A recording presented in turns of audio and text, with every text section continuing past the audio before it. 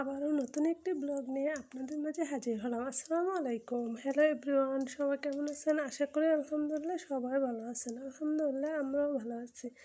এই তো আজকে আমি বলবো হচ্ছে আমার শ্বশুরবাড়ি নিয়ে কিছু কথা আপনাদের সাথে শেয়ার করব। এই তো আজকে আমার হাজব্যান্ড গ্রামে গেছিলো, গ্রাম থেকে এসেছে।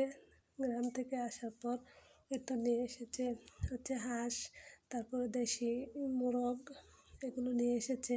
আর এগুলো দেখে আমি খুলতেছি, আর তখনই আমার মনে হলো যে ওদেরকে নিয়ে যদি আমি আজকে কিছু কথা না বলি তাহলে এটা কিছু কথা বলা উচিত, এজন্যই বললাম।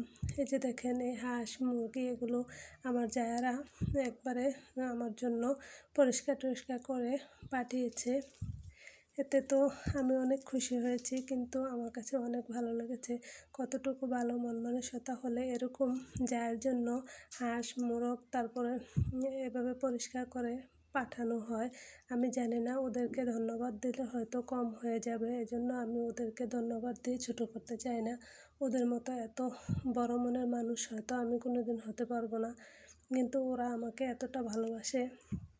এতটা আমি যখন গ্রামে যাই সারাক্ষণ ওরা যে আমাকে সাপোর্ট করে, তারপর হচ্ছে আমাকে যেই ভালোবাসাটা পায়, আমি হয়তো অনেক ভাগ্য করে এরকম একটা শ্বশুরবাড়ি পেয়েছি। সবাই অনেক ভালো মনের মানুষ।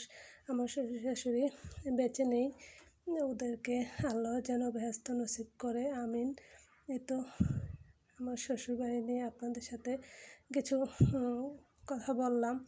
এই কিছু কথা তো ওদের জন্য কম হয়ে যাবে। ওরা তো এতটা ভালো মনের মানুষ যে ভাষায় প্রকাশ করা যাবে না। আমি যখন গ্রামে বেড়াতে যাই, আমি যখন চলে আসি তখন আমার সত্যিই খুব খারাপ লাগে। আমার তো আসতেই মন চায় না। ওরা এতটা আন্তরিকতা, তারপরে এত সবাই, বাড়ির সবাই, আমার জায়েরা, তারপরে আমার চাচা শ্বশুরে যা আছে ওরা সবাই, আমার চাচা শ্বশুরে আছে সবাই, মানে খুবই ভালো মনের মানুষ।